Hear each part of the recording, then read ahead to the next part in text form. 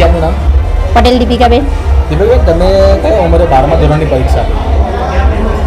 36 વર્ષે. કેટલા વર્ષ પછી તમે પરીક્ષા? 22 વર્ષે. કેમ હવે 22 વર્ષ પછી આપવાનું થયું?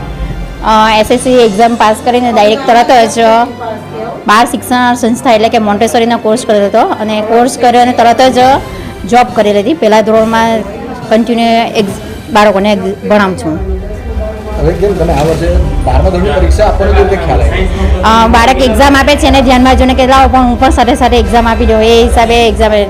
આપના જે છોકરો છે એનું નામ શું છે? પટેલ દેવ.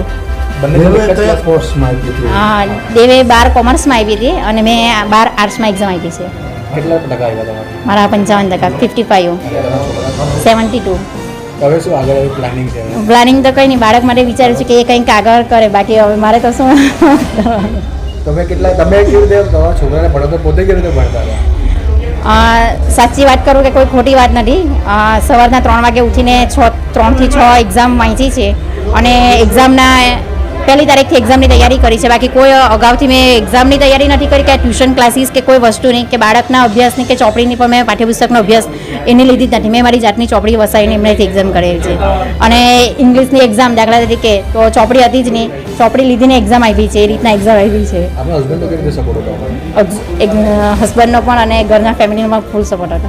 જ્યારે સડનલી વિચારું 22 વર્ષ પછી તમે 12માની એક્ઝામ આપો છો ત્યારે પરિવારનો કેવો હાવભાવ હતો? હવે તો કે શું ખરેખર તું એક્ઝામ આપીને પાસ થઈ જશે?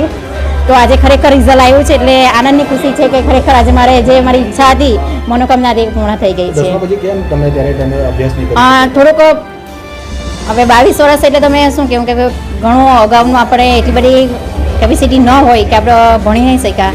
તો એ મોન્ટેસોરી બાળ શિક્ષણ સંસ્થાનો કોર્સ હતો, એ મેં કરેલો હતો અને ત્યાર પછી કન્ટિન્યુ હું એક શિક્ષક તરીકેની ફરજ બજાવતી હતી. કેટલા વર્ષ તમે મોન્ટેસરીમાં અભ્યાસ ભણાવ્યો છો? અત્યારે હાલમાં છેલ્લા 20 વર્ષથી ભણાવું છું.